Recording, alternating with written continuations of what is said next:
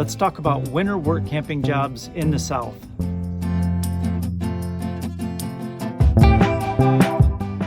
Well, if you're like us, winters in Michigan are brutal, and the older you get, the worse they get. It's cold, it's snowy, it's dreary, it's overcast, and we just dreamed of wintering, snowbirding in the South. As you all know, trying to find an affordable campground in the South is nearly impossible.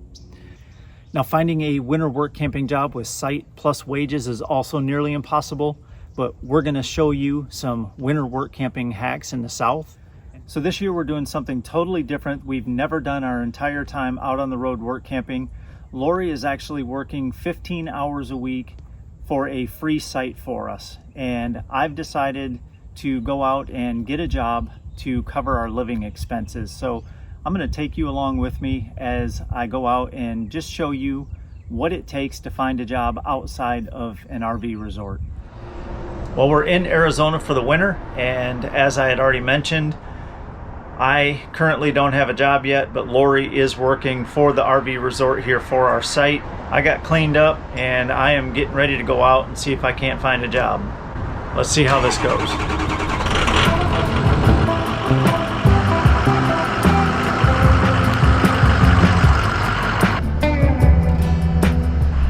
So I went through and made a list of places that I would like to go apply at, and I dropped them all on a map last night and kind of mapped things out.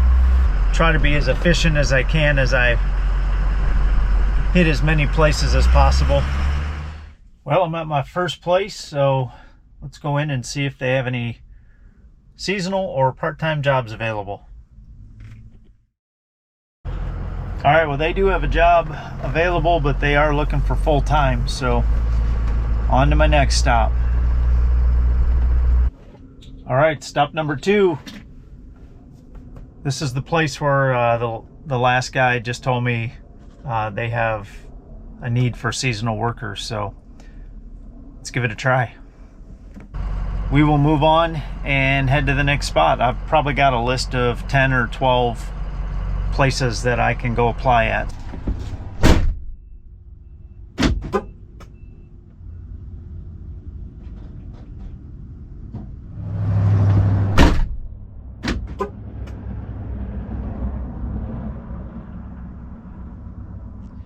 All right, well, I'm at my next location. This place I actually have a little history with. I'm actually still employed with this company in Michigan.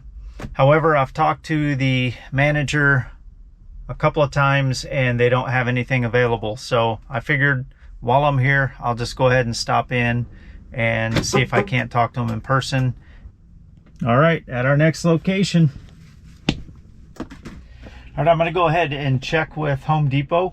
I've never worked for them, but we know of somebody who has a great relationship with Home Depot as a seasonal employee, and every time they come back to that location, Home Depot hires them, so every season they've continued to work for them. So we're just going to keep going until we find something.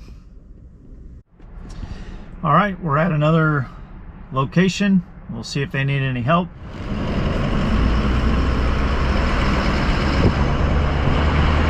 They have positions available, but they are full-time. They're not seasonal or part-time work. So he did tell me about a place right up the road over here. They need forklift driver, and he said they hire all the time. So, all right, I believe this is the place. He said it was just before the Chevron station on the right. I think this is it. So let's go in and see if they need any help. All right, I got my first application. My wife was just telling me she's working with another lady in the post office. Her husband is retired, and he's been looking for 2 weeks and not been able to find anything here local. Sounds like it's going to be tough to find a job, but hey, got my first application, so I'm going to get this filled out. I'm going to turn it in and continue. Okay, well, I just went into Lowe's, and same thing as Home Depot. I decided to give them a try. All All right, well, it's day 2, trying to find a job. I have my second list here. Now, I made 12 stops yesterday, and I am gonna make 7 stops today. Now, 2 of those stops are the same ones I'd made yesterday. I wasn't able to talk to anyone, but I do have some added stops on here for today. I'm not sure if I have the right location or not for the office. I think I found an office building, but I'm not sure. And yes, if you noticed, I'm wearing the same clothes today. I figured the people who saw me yesterday aren't seeing me today, so I just threw on the same clothes. Let's go see if we can't find a job.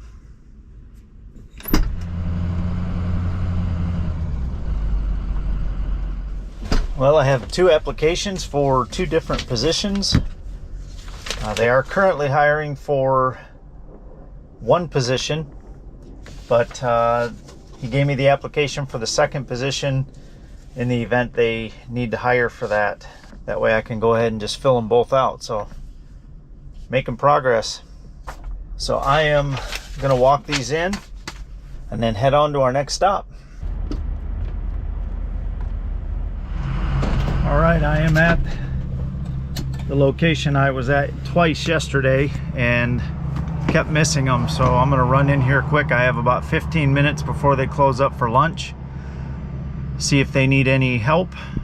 And I just drove by an AmeriGas facility and there was somebody out there. It was their office. So when I leave here, I'm gonna run back to AmeriGas. I do have my hazmat and tanker endorsement, so I'd love to work for them. So maybe that'll work. So that's enough saying so. Time to get in.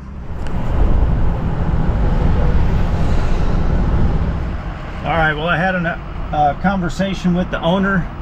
He was in the office. Unfortunately,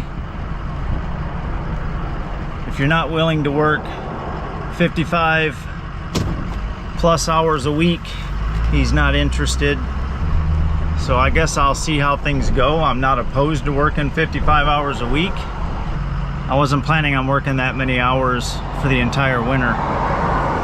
So I'm gonna keep looking, see what's going on with some of these other jobs, and if I have to, I'll come back here. I'll keep it in mind. So the last place I was at, he did give me the name of a construction company and gave me the owner's name. Told me he might be able to help me out, which looks on the map like it's just up the road here. So I'm gonna stop at this place here, which was on my trusty dusty list. Then I'm gonna head over to the place he just recommended to me. I like face-to-face interactions. I like being able to talk to people, and he just gave me good information. It's just good to actually talk to people, let them see you're ambitious, let them know that you're a good worker, you're a hard worker, not late, you know, get along with everyone, that kind of thing. It's really good to be able to do that. So just like that, for example, the note on the door says all applications must be filled out online, and it gives the website to go to fill out that application. So I wouldn't have got that had I just been sitting at home. That worked out really well. Took a picture of it. Another application I'll fill out tonight. All right, well, I just finished filling out the application for this driving job.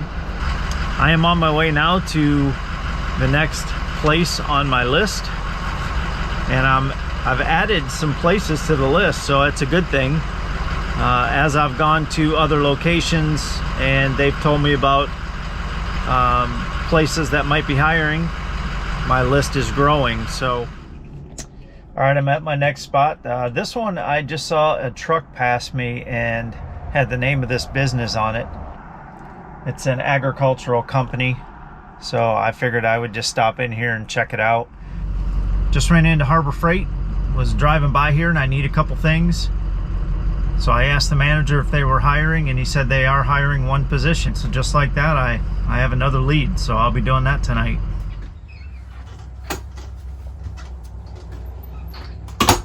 Well, I ended up going to 23 different locations to find a job, and I'll be honest with you, it was really hard.